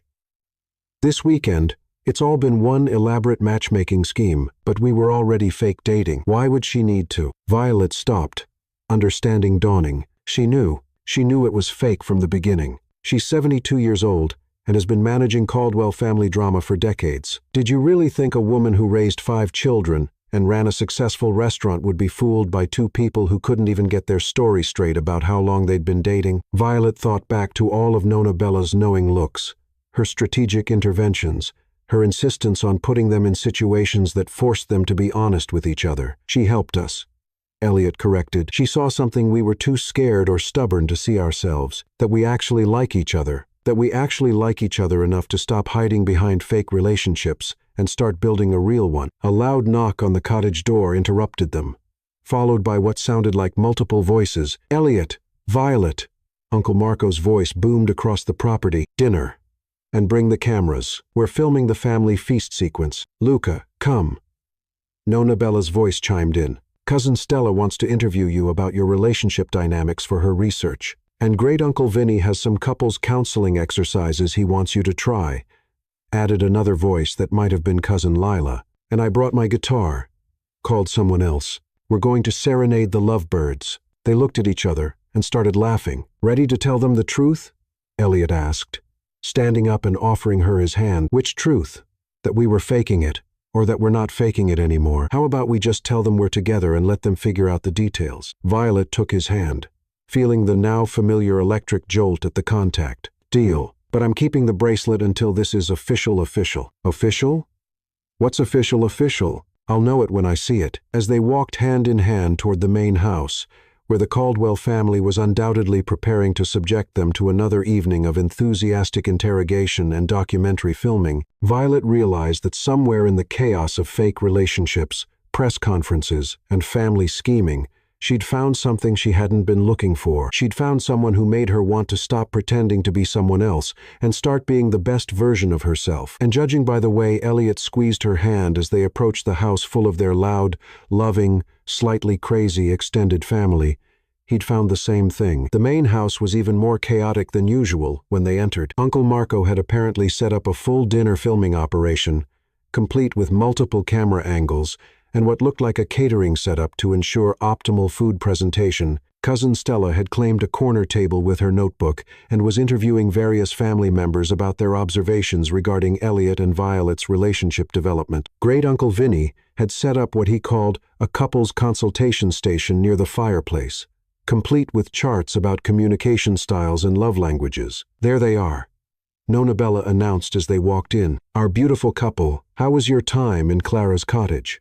Did you enjoy the champagne, the rose petals, the romantic atmosphere?" "It was," Violet began, then looked at Elliot. They'd agreed to just tell the family they were together, but sitting here, surrounded by all these people who had invested so much energy in their relationship, the magnitude of what they were about to reveal hit her. "It was perfect," Elliot finished, squeezing her hand. "Actually, we have something to tell everyone." The entire room went quiet. Uncle Marco frantically signaled his camera operators to start rolling. Cousin Stella poised her pen over her notebook. Great Uncle Vinny abandoned his charts and leaned forward expectantly.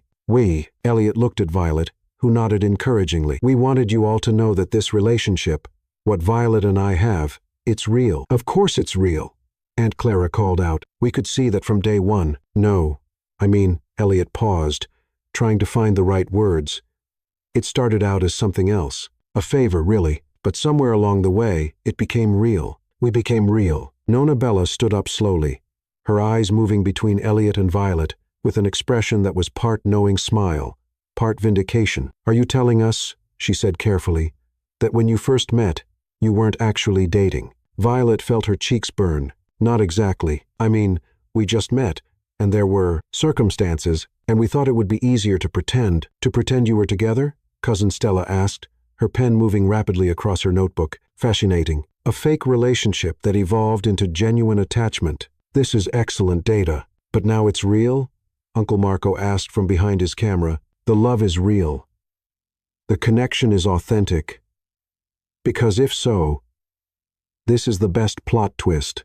This is better than any romantic comedy ever made." "Yes," Elliot said firmly. "Now it's real." The room erupted in cheers, applause, and what sounded like someone playing a victory song on a guitar. "I knew it," Nona Bella declared triumphantly. "I knew from the moment I met you that you were perfect for each other. Elliot, you've been looking for someone who would shake up your organized little world. And Violet, you needed someone who would appreciate your adventurous spirit." "You knew?" Violet asked. "Sweetheart, I've been managing Caldwell family romance for 50 years. You think I can't tell the difference between real chemistry and good acting?" Nona Bella laughed. "You two were so busy trying to convince everyone else you were in love that you forgot to notice you actually were. Plus," added Cousin Lila, "real couples argue about dishwasher loading techniques, fake couples stick to safe topics, and real couples hold hands without realizing they're doing it," observed Aunt Clara. And real couples look at each other like they're constantly discovering new things to appreciate," added Great Uncle Vinny. "Which you've been doing since day one. So you all knew?" Elliot asked, looking around the room at his family's satisfied faces. "We suspected," Nonna Bella admitted, "but we also knew that sometimes people need a little help figuring out what they really want." "Help?" Violet asked suspiciously. "The shopping trip to build your confidence, the press conference to make you work as a team, the family lunch to see how you fit together. And this weekend," Nonna Bella gestured around the cottage. "Sometimes people need to be in the right place at the right time to stop being afraid of what they're feeling." "You manipulated us," Elliot said, but he was smiling. "I gave you opportunities," Nonna Bella corrected. "What you did with those opportunities was entirely up to you." "This is beautiful," Uncle Marco announced, his camera still rolling. "This is the perfect ending. Love conquers all. Truth prevails. Family wisdom guides young hearts to their destiny." "Uncle Marco," Violet laughed. "You're being a little dramatic." "Dramatic? This is reality. This is life. This is going to be the greatest family documentary ever created." As the evening progressed with dinner, toasts, and Uncle Marco filming what he called the celebration of authentic love, Violet found herself thinking about how strange life could be. A week ago, she'd been a broke graphic designer with a tendency to make questionable decisions when she'd had too much champagne. Now she was sitting at a dinner table with 47 members of the Caldwell family, wearing a borrowed antique bracelet, holding hands with a man who organized his socks by fabric type, and somehow feeling like she'd found exactly where she belonged. "By the way," she said to Elliot as they finally headed back to Clara's cottage later that evening, "I'm still not moving in with you just because we're dating for real now." "Why not?" "Because you organize your books by publication date instead of author name. That's a deal breaker. It's chronological. It shows the evolution of literary themes. It's insane. How do you find anything?" "I have a system." "Your system is terrible." And as they walked into their cottage, still arguing about proper book organization, while Uncle Marco filmed their every move from a respectful distance, and Nonna Bella watched with the satisfied expression of a woman whose plan had worked perfectly, Violet realized that this, the arguing, the laughing, the feeling of being part of something bigger than herself, this was what real love actually looked like. Messy, chaotic, absolutely nothing like she'd planned, and completely perfect. "One more thing," Elliot said as they reached the cottage door, pulling her to a stop before they went inside. "What about the bed situation?" Violet felt her cheeks warm. In all the excitement of confessing their real feelings and dealing with the family celebration, they'd somehow managed to avoid addressing the elephant in the room, or rather, the king-sized bed, covered in rose petals in the cottage. "Right. That. We don't have to. I mean, just because we're really together now doesn't mean we have to rush into anything. I can still sleep on the couch if you're more comfortable." "Elliot." "What?"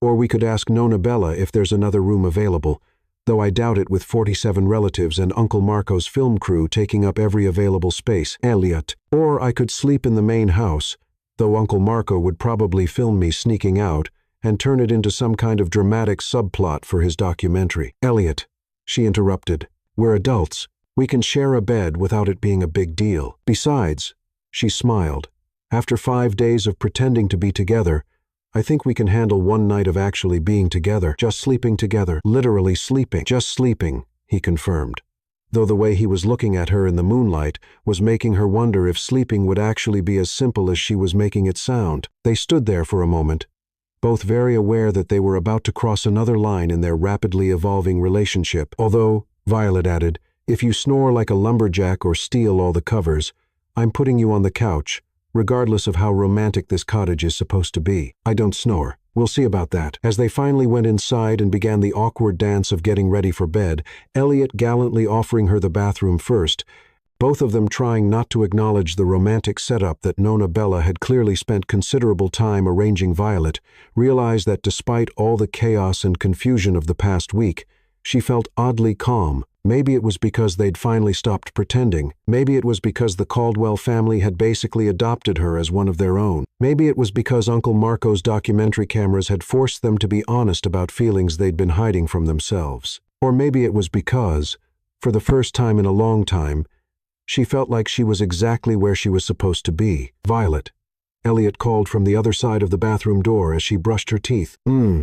She mumbled around her toothbrush, Thank you. She spit out the toothpaste and opened the door. For what? For crashing into my apartment, for agreeing to this crazy fake relationship scheme, for charming my entire family, for making me realize that maybe having everything organized and planned isn't as important as having someone to be disorganized and spontaneous with. Violet felt that flutter in her chest again, the one that was becoming increasingly familiar whenever Elliot said something unexpectedly sweet. Thank you for not throwing me out when you found me in your bed, she said, and for creating an app that saved my life in Tokyo, and for having a family crazy enough to think this whole scheme was a good idea. They are pretty crazy, the best kind of crazy. As they finally settled into the rose-petal-covered bed, Elliot on one side, Violet on the other, both maintaining careful distance while being hyper-aware of every movement the other person made, Violet realized that this felt right in a way that surprised her. Not just the physical comfort of a real bed instead of her lumpy apartment mattress, but the emotional comfort of being next to someone who knew about her terrible organizational skills,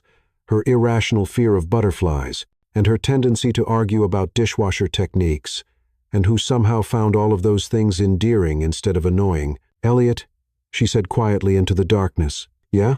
What happens on Monday when we go back to the real world? And you have to run your company, and I have to figure out how to explain to my clients why I disappeared for a week to fake date a billionaire. She felt him shift beside her, turning to face her direction, even though they couldn't really see each other in the dark. I don't know, he admitted. I've never done this before. Done what? Dated someone. Real. Someone who wasn't part of the plan. Someone who makes me want to change the plan entirely. Violet turned toward him too, and in the faint moonlight coming through the windows, she could just make out the outline of his face. What would the new plan look like? I have no idea, he said, and she could hear the smile in his voice. But I'm thinking it might involve a lot more arguing about proper organizational systems, and a lot less predictability. I can work with that. Good. Because I'm pretty sure Nona Bella is already planning our wedding. Our what now? Did you see the way she was looking at us during dinner? And the notes cousin Stella was taking? And the fact that Uncle Marco kept talking about the next chapter of the love story? I give it 24 hours before someone starts asking about engagement timelines. Violet groaned. We just figured out we actually like each other. We haven't even been on a real date. Want to go on one tomorrow? Here? With 47 relatives and a documentary crew watching our every move? Good point. Maybe we wait until we get back to the city. Where are we going to go? Anywhere we show up together is going to be a circus after that press conference. Elliot was quiet for a moment. We could stay in. Order pizza. Argue about whether pineapple belongs on pizza while we figure out what we're doing. You're not one of those people who thinks pineapple doesn't belong on pizza, are you? I'm not one of those people who thinks fruit belongs on something that's supposed to be savory. Oh, no, this is a deal breaker. I can't date someone with such fundamentally flawed pizza opinions, says the person who probably puts ranch dressing on everything. Ranch dressing is a perfectly acceptable condiment. It's a crutch for people who don't appreciate natural flavors. And somehow, they were laughing again. Quietly, so they wouldn't wake up the entire compound, Violet realized that this lying in a bed covered with rose petals, arguing about pizza toppings with someone who made her want to be better than she was, this was probably what happiness felt like. Violet? Yeah? I'm really glad you got the room numbers mixed up. Me too. And as they finally drifted off to sleep, still maintaining their careful distance but somehow more connected than they'd been during any of their public performances, Violet thought about how funny life could be. Sometimes the best things happened when your plans went completely wrong. Sometimes crashing into someone else's life was exactly what you both needed. Sometimes fate could become more real than anything you'd ever planned for. And sometimes, if you were very lucky, you found a family that would scheme and plot and manipulate you into realizing what you really wanted, then celebrate with you when you finally figured it out. The last thing she heard before falling asleep was the distant sound of Uncle Marco's voice drifting across the property. And that's a wrap on day one of the epic Caldwell family love story. Tomorrow, we film the morning after glow and the breakfast interrogation sequence. Even in her half-asleep state, Violet smiled. She was going to have to get used to being part of a family that documented everything. But as Elliot's breathing evened out beside her, and she felt the comfortable weight of Nona Bella's antique bracelet on her wrist, she realized she was looking forward to it. All of it, the chaos, the cameras, the family dinners, the arguments about organizational systems, and most of all, the chance to find out what happened when two people stopped pretending and started building something real. It was going to be messy and unpredictable, and absolutely nothing like either of them had planned. It was going to be perfect. The morning sun filtered through the gauzy curtains of Clara's cottage, casting a warm golden glow across the room. Violet stirred, blinking against the light, her body registering the unfamiliar comfort of the plush mattress before her brain caught up with where she was. For a split second, she thought she was back in her tiny New York apartment, until the faint scent of rose petals and the soft sound of Elliot's steady breathing reminded her. She was in the Caldwell family's romance headquarters, sharing a bed with a billionaire who organized his socks with the precision of a military strategist.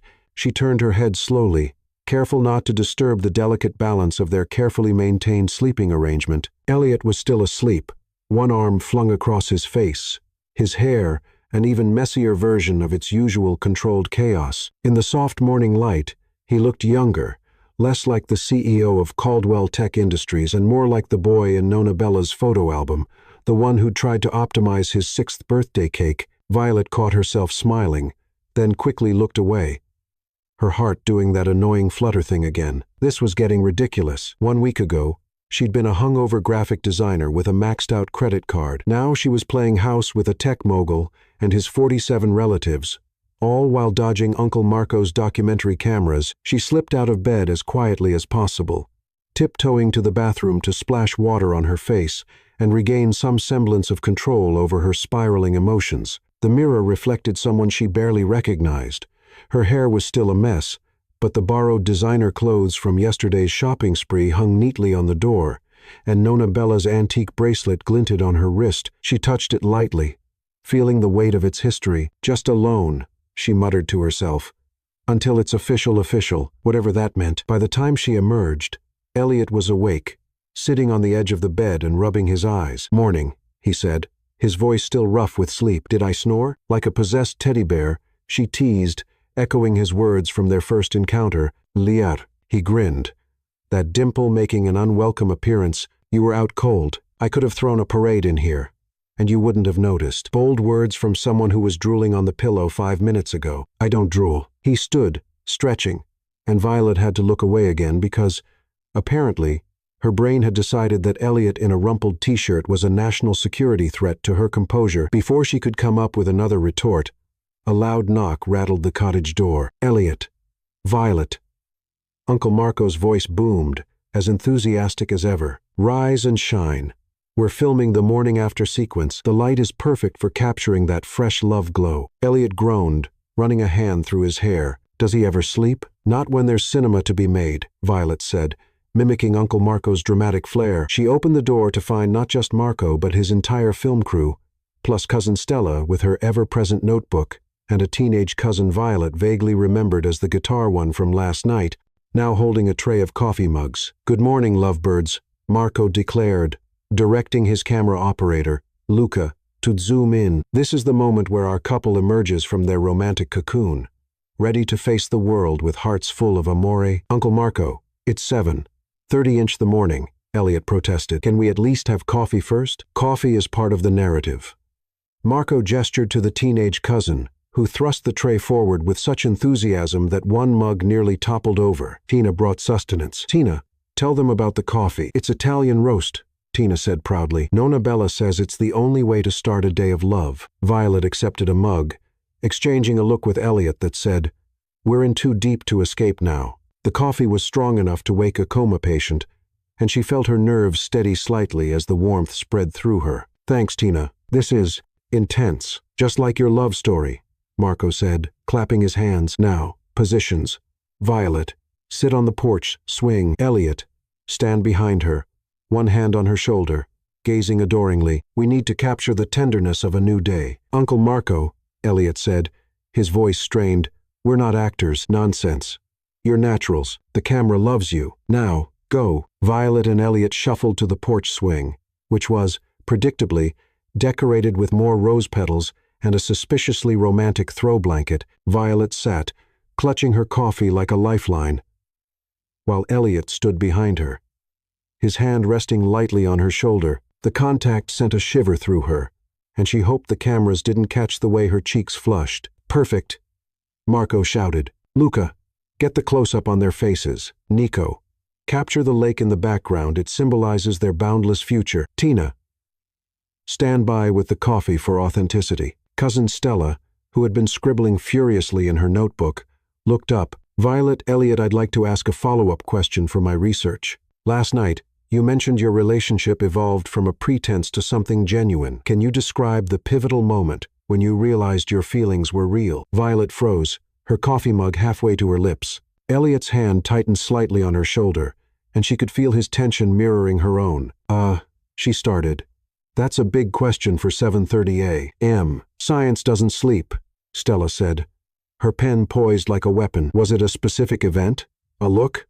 A conversation? Violet glanced at Elliot, hoping he'd take the lead, but he looked just as deer in headlights as she felt. It wasn't one moment, she said finally, choosing her words carefully. It was more like a series of little things, like when he remembered I don't like ice in my water, or when he didn't laugh at my butterfly phobia, even though it's ridiculous. It's not ridiculous, Elliot interjected, his voice soft. It's quirky. She shot him a look. Quirky is just a nice way of saying weird. I like weird. His grin was back, and Violet's heart did that flutter thing again, which was starting to feel like a chronic condition. Stella scribbled furiously. Fascinating. So, it's the accumulation of small, authentic interactions that fostered your emotional bond. Sure, let's go with that, Violet said, sipping her coffee to avoid further analysis. Beautiful, Marco interrupted, waving his arms like a conductor. This is raw, unfiltered emotion. Tina, bring more coffee. We need to keep this energy going for the breakfast scene. Breakfast scene?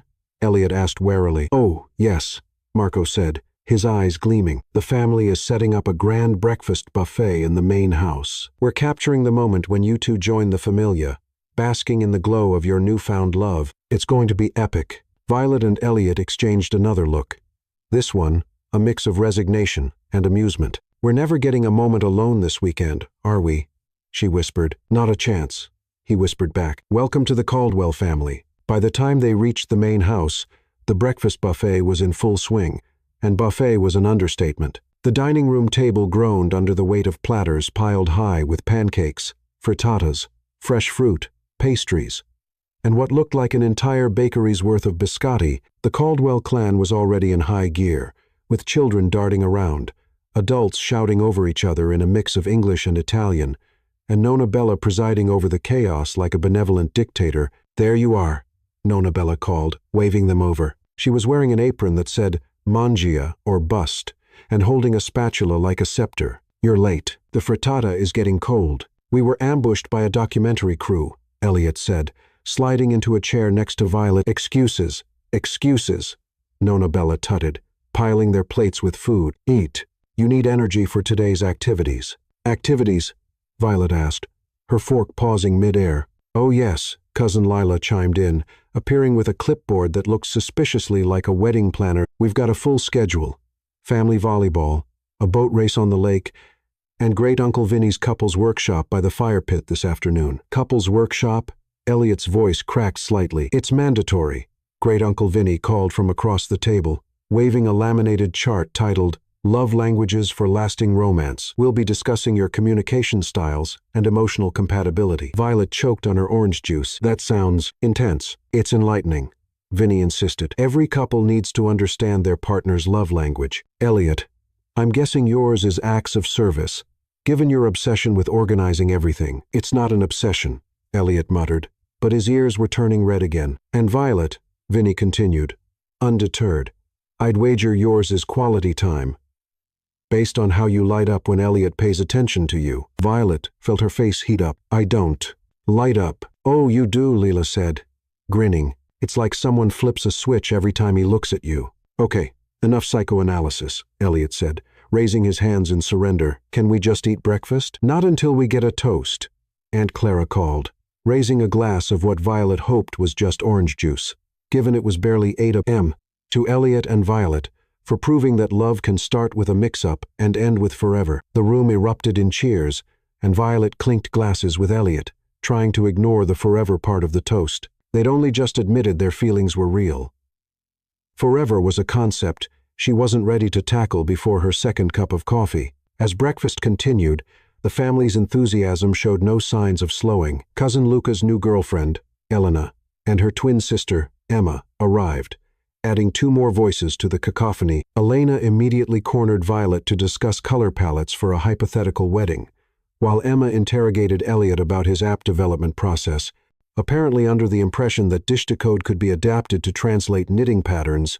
Uncle Marco, meanwhile, was directing his film crew to capture every moment, from the kids stealing extra biscotti to Nonna Bella scolding cousin Nico for putting his elbows on the table. "This is the heart of the family," Marco declared, zooming in on Violet and Elliot as they shared a pancake. "This is the legacy of love." "Uncle Marco," Violet said, laughing, "you're going to run out of film before lunch." "Digital cameras, my dear," he replied, undeterred. "We have infinite storage for infinite love." By the time breakfast wound down, Violet felt like she'd lived a lifetime in the Caldwell family's orbit. But as overwhelming as it was, there was something comforting about the chaos, the way everyone seemed to genuinely care about each other, even when they were arguing about who made the better marinara sauce, or whose turn it was to take the kids to the lake. As they stepped outside for the volleyball game, Elliot grabbed her hand, pulling her aside for a brief moment of quiet. "You okay?"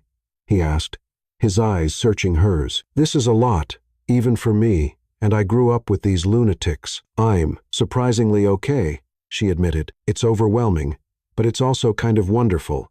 I've never had a family like this one that shows up with cameras and clipboards and love language charts. They're a lot, but they mean well." He hesitated, then added, "And they love you. Not just the idea of you, but you. The way you laugh at their terrible jokes, the way you didn't flinch when Great Aunt Rosa read your palm, the way you handle Nonna Bella like you've known her forever." Violet felt that flutter again, stronger this time. "And what about you?